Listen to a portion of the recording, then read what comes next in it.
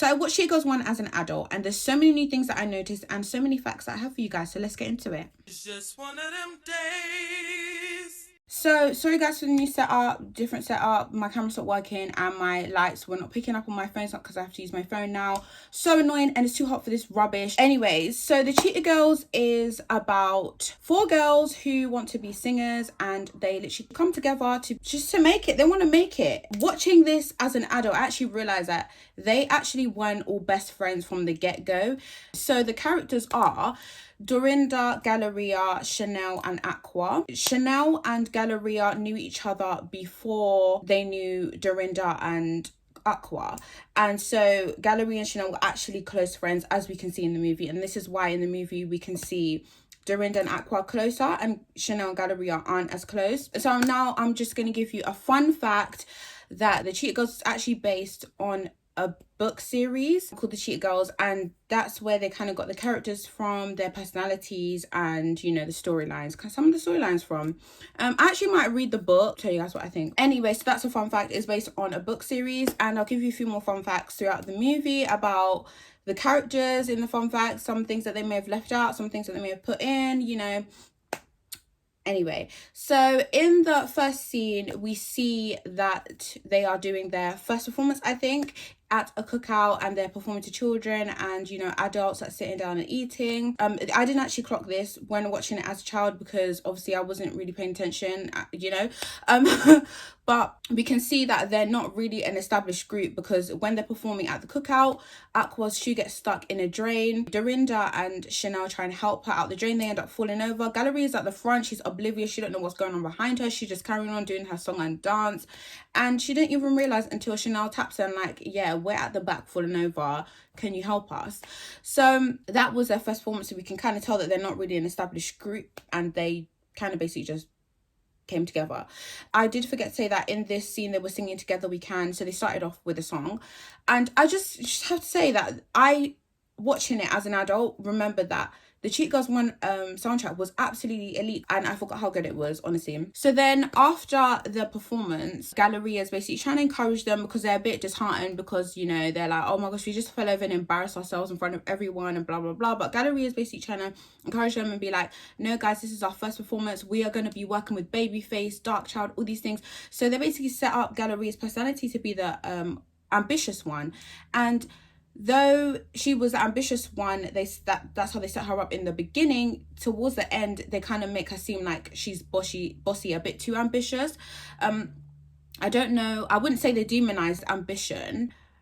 No, I wouldn't say they demonized ambition, but they kind of portrayed her as ambitious in the beginning, but then bossy towards the end. So the next scene was really eye-opening, I will say.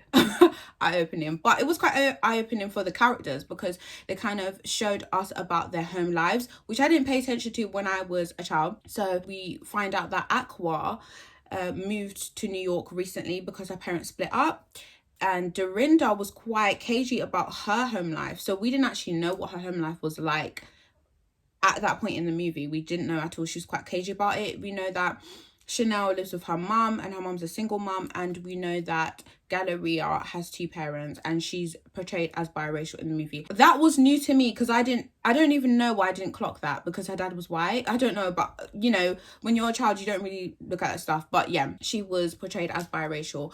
Another fun fact, in the book, the Cheetah Girls book, Dorinda was actually biracial in the book. So Dorinda and Galleria were actually biracial in the book, but in the movie they portrayed Dorinda as white.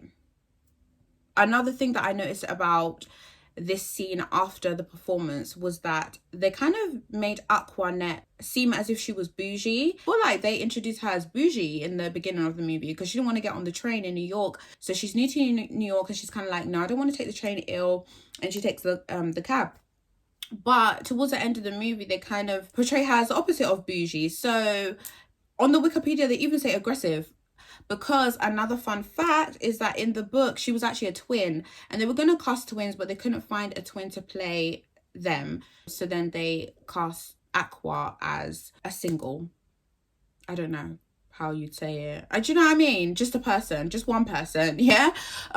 So they portray her as bougie in the beginning, but then the opposite of bougie in the end, which I don't know, that didn't really make sense to me. I didn't really get it. I think that reading, I don't know why I'm shouting, I'm so sorry. I feel like I'm shouting again. I feel like reading the character description of the twins that were in the book, I think they put the twins' personalities together to make Aqua just one person, because I think that's the only thing that can make sense to me about her personality being bougie in the beginning and then not bougie in the end. Then they kind of introduce us to Chanel, and she's the fashionista of the group, which is very, very hard to grasp. It's not hard to grasp, but it's just very like different, because, you know, watching That's a Raven is the fashionista, but in this movie Chanel's the fashionista. So I found that quite interesting, and it was quite hard to kind of grasp, because I kind of feel like in the Cheetah Girls 1, the fashions that Galleria had was very similar to the fashions that Raven had, so it was very hard to see Chanel as a fashionista, but she was the fashionista of the group. Continuing on Chanel's character, she's very sassy. She was head rolling and everything, like jerking her head, everything. She was doing all of that in the first 10 minutes of the movie. She was the sassy one. Chanel has a single mom, but we don't know about Dorinda's parents, which we get to know about in the end, which is quite, I would say, quite a big storyline in the movie. But when I was younger, I didn't really see it as a big storyline. I think I saw Galleria as a big storyline in the movie. I think they tried to balance out everybody's storylines, but I think one person's character development that was lacking a bit was Aqua's, you know, because once you get to the end of the movie, we don't really know much about her other than she lives with her dad and she just moved to New York. Other than that, we don't really know much about her. We didn't see her parents either. We saw everybody else's parents but Aqua's. I wonder why. That's quite interesting. I wonder why. But anyways, we are then introduced to Jekyll Johnson. And I would say he's the antagonist of the movie. He's, you know, watching it as a youngster, I would see him as a big antagonist, like he was evil. But watching it as an adult, he wasn't that bad. Like he was just a typical producer, somebody that's trying to make money off someone. But we'll get to that. So I will say in the next scene, we're actually introduced to Galleria's parents. And then we are introduced to Chanel's mum. And Chanel's mum and Galleria's parents are very different. Galleria's parents are portrayed as very caring, involved in Galleria's life, but Chanel's mom is kind of portrayed as like she didn't really care. Like the first thing we saw about her was she was rummaging through her daughter's closet. I do not know why you are looking to wear teenagers' clothing at your big age, but she was rummaging through Chanel's closet looking for an outfit for a date with Luke, who we're introduced to in the second movie. And Chanel really wanted to tell her mum about the Cheetah Girls and how excited she is about it, because Galleria's encouragement helped them to believe in themselves a bit more. And she just didn't really care. She kept asking about Luke, her date, what to wear. And in the beginning, Chanel wasn't too upset about it because she's the fashionista. She was like, here, wear this. But towards the end of the movie, it becomes a big issue for Chanel that her mum is not really listening or seems to care about what is going on in her life. So the next scene is set in school. We then get introduced to Raven's bae. And I was like, I will not lie, when I watched it as a youngster, I did not clock that he was her bae. And they kissed at the end. How did I not know this? How did I not deep this? I think I was too into the music and the dancing.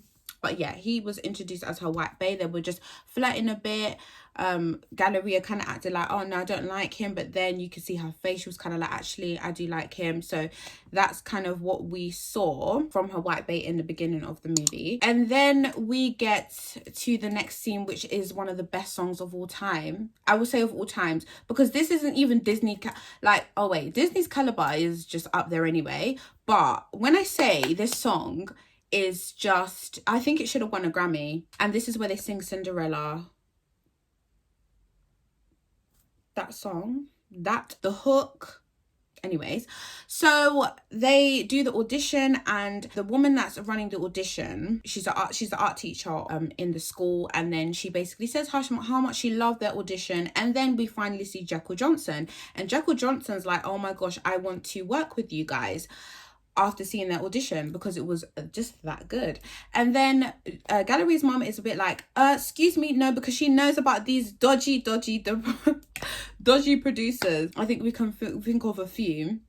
And then she's basically like, no, we're not having this. You're dodgy. We don't want this in our space. We don't want this in our space. And then the other girls are a bit upset. Here we're kind of introduced a bit to Galleria's bossy side a little bit, because she kind of steps up and goes, yeah, I'm the founder of the Cheetah Girls, I wrote this song, blah blah blah. And the other girls are looking at each other like, really, sis? Then, you know, they're still going back and forth with Jekyll Johnson about, you know, working with him. Galleria's kind of like telling her mom to shush because she wants to work with Jekyll Johnson because he's a big artist in their world. Yeah, he's a big artist. He has 8 Grammys, 20 million label deal, and a I'm reading it, guys, sorry, and a multi-picture movie deal. So he's a big deal. And Galleria's mom actually states this in the movie because they kind of make it out like Galleria's mom doesn't know anything, but then she still says no.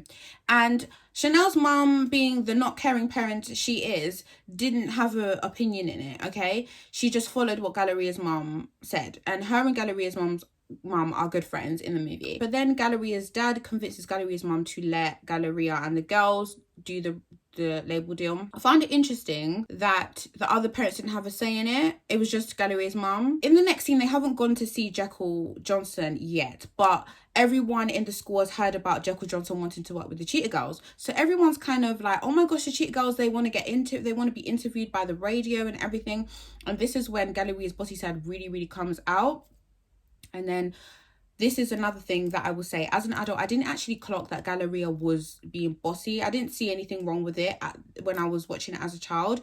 I just thought, oh, you know, I don't know. I just wasn't paying attention because I didn't think it was like that deep. But watching it as an adult, I was like, okay, yeah, maybe she's being a bit bossy.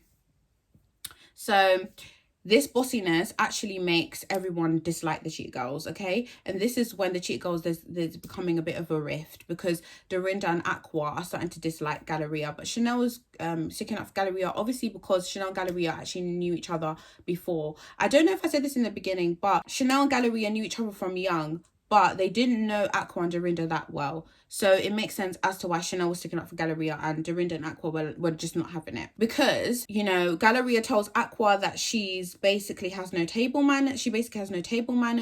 She says that they need to start acting like stars. She's cussing Dorinda's outfit. Well, not to Dorinda's face. She basically says on their way to the meeting with Jekyll Johnson, if Dorinda wears the same outfit again. I was like, oh, that is rude. You don't talk about your friends like that, girl. You just don't do that. Then we kind of see a bit more of Dorinda. She's working at a dance school to pay for her classes. This is what happens. Like, she was cleaning the dance studio so that she can get free classes. And we kind of see a bit more of Dorinda, but not a lot. Then she's offered to help out with an audition, and she says yes. And I will just tell you about how the audition went quickly. This is a bit later in the movie, but it kind of becomes a little dilemma in the movie, just a tiny dilemma. She actually does really well with the audition, and then she's offered a job from helping out with the audition. And, you know, this is kind of a bit of dilemma. If she takes the job, she may not be able to work with the Cheetah Girls anymore. So we actually didn't know whether she took the job or not, though. We actually don't know. I don't think they told us whether she took the job or not. In the next scene, when they meet Jekyll Johnson. So in this scene, Galleria was actually late, and then she has to run to the audition and she steps in poo. Then she gets there and her feet stink, and they're like, oh my gosh, your feet stink. So then she goes into the bathroom with Chanel, and Chanel helps her clean off her shoes. But this, that establishes more of Galleria's mean girl side and bossy side, because Chanel is cleaning her shoe, her dog poo shoe, and she don't even say thanks. She pats her on the head. I was like, oh my gosh.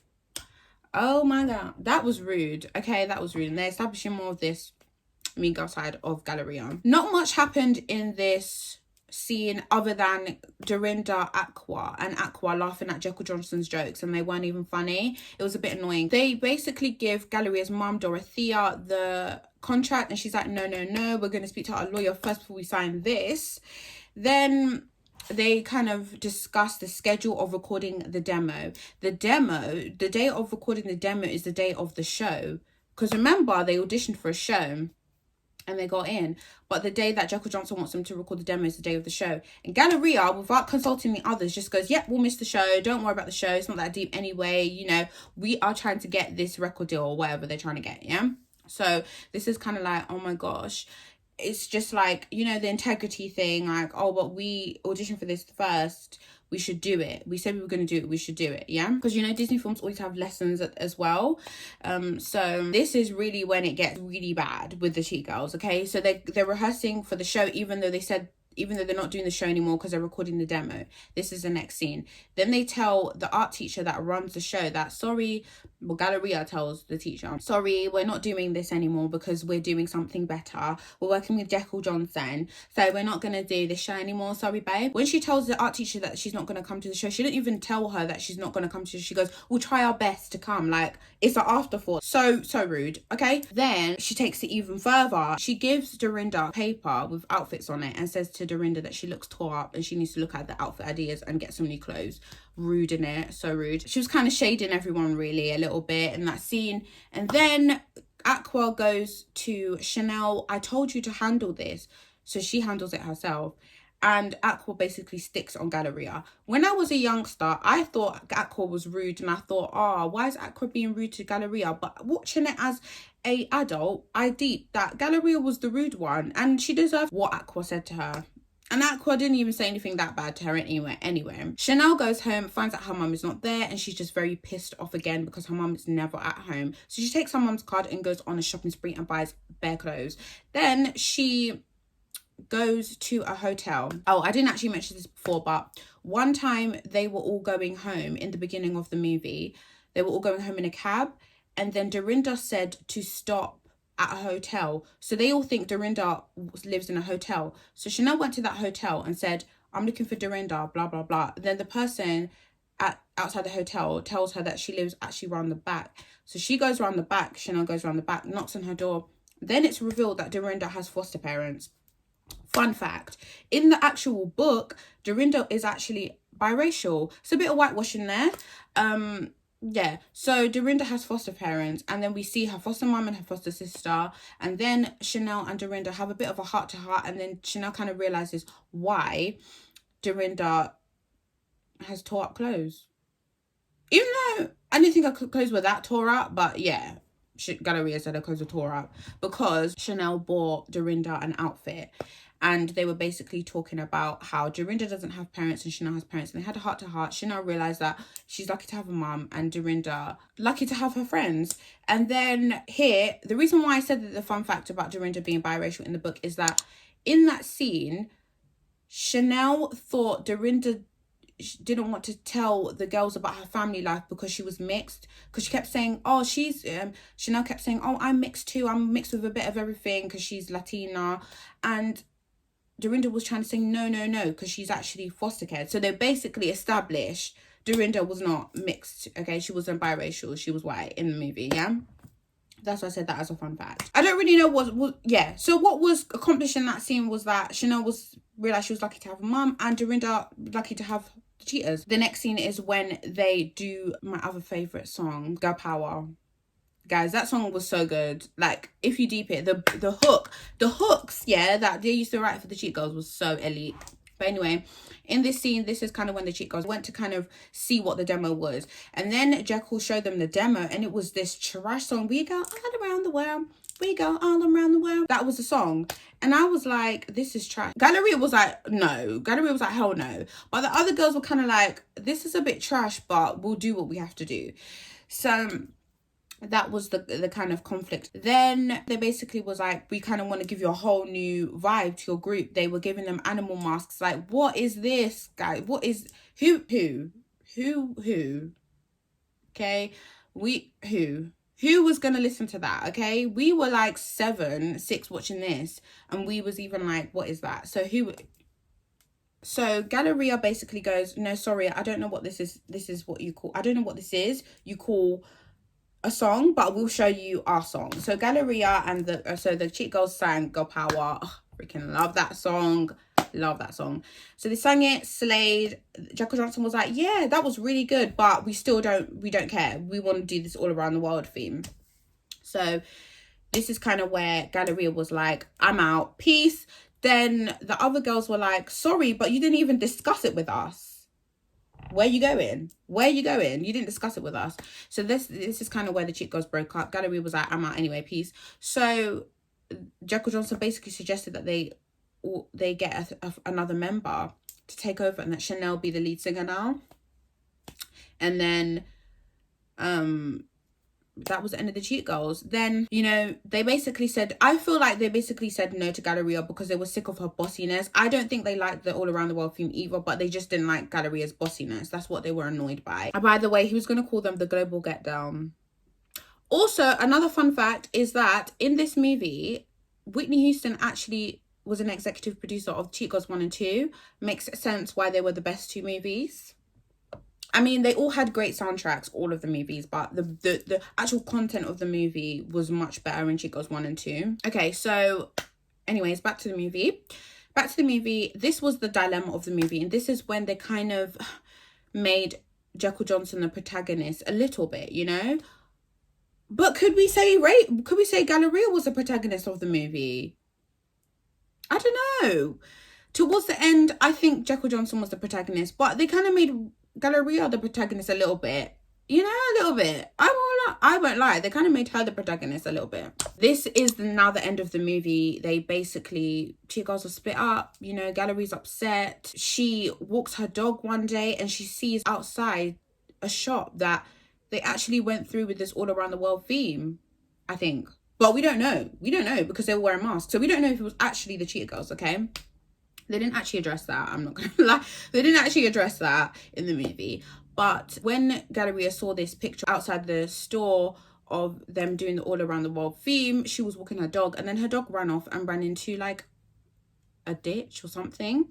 And then this is kind of what brought them all together. Galleria was so upset. She was looking for the dog. She had to get firefighters to go get the dog out. Then it was on the news that the dog was stuck. And then all the girls were in different places and they saw the news and they all recognized Toto, the dog. So then they all went to go and help rescue Toto or just be there for support, yeah? While Toto was stuck in this ditch, the show was happening in the school. The show that they auditioned for was happening in the school. And Raven's White Bay was singing some trash rap song. I'm so sorry. The song was really trash. It was very bad. During his song, they had to cut out the power in the city, I think, or in the neighborhood to try and get Toto out. I'm so glad they did it during his song. So they cut it out during his song and then it came back up. But then there was like a screen behind him during the show showing Raven saying to everyone that the dog is stuck. Please help us. So the Cheetah Girls sing Together We Can a cappella to try and get the dog out and the dog comes out. So they got Toto out, but Raven thought them coming to help get Toto out means that they're, you know, made up. But then the girls were like, actually, no, you got to apologize. She didn't actually apologize, but her White Bay turned up because they saw it on the screen at the show, so they all went to see what was going on. So Raven's Bay helped her out, and then Raven started singing Cheetah Sisters. They all started singing together, performed, did a great choreo, did a great singing job. Outfits were great, and then they just, you know, they got together, they made up. And then remember, this whole performance was on the news because Toto being stuck in the ditch was also in the news, was also on the news. So basically they were on TV doing Cheetah Sisters in the streets. So guess who was watching that performance? Jekyll Johnson. Then his sidekick was like, oh, you fumbled the bag. And he was like, yeah, I did. Then he tried to call the Cheetah Girls again. And they basically was like,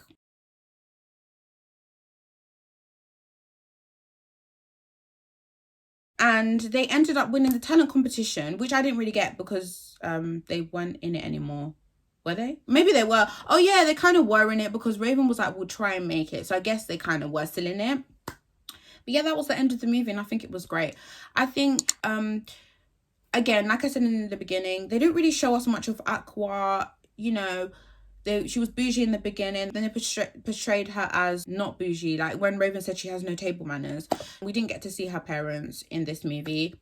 Dorinda's character development was good. You know, she was quite cagey in the beginning. Then we realized that it's because she had foster parents and, you know, she didn't have that much money and that's why she didn't feel comfortable telling the other girls, and Galleria made it worse by saying her clothes were tore up. Then we have Chanel. Her mom was didn't really give a damn. and she was just a bit annoyed by that. Then we have Galleria. She was always ambitious, but then she started to get a bit bossy and started to become a bit of a mean girl. And I'm kind of like, was she the antagonist of the movie, or was Jekyll Johnson the antagonist of the movie? Because, I mean, Galleria was causing the most problems. Was she? Yeah. You could say that she was. Yeah. So I think all in all, that movie was absolutely a star. Watching it as an adult, I actually enjoyed the movie more. I think when I watched it as a child, I think I didn't enjoy the movie.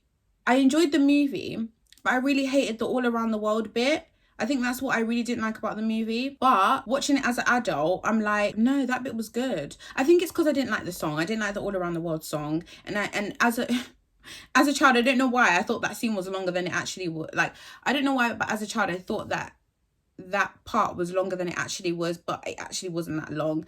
And that was actually one of my favorite parts, because one of my favorite songs were in it, Girl Power. So yeah, I actually think now I'm like, wait, which one was the better film? Because I love Cheetah, and now I really like Cheetah Girls 1. As a child, I enjoyed Cheetah Girls 2 and 3 more, but now I'm like, I actually kind of enjoy Cheetah Girls 1 and 2 more than Cheetah Girls 3, but we will make that decision once I watch the third one. But yeah, let me know what you guys think of the Cheetah Girls movie. I hope you guys enjoyed this video. I hope you guys enjoyed the fun facts and, you know, what I noticed watching it as an adult. Yeah, I hope you guys enjoyed it, and don't forget to like this video, subscribe, comment and share, and I'll see you guys in my next video. Bye.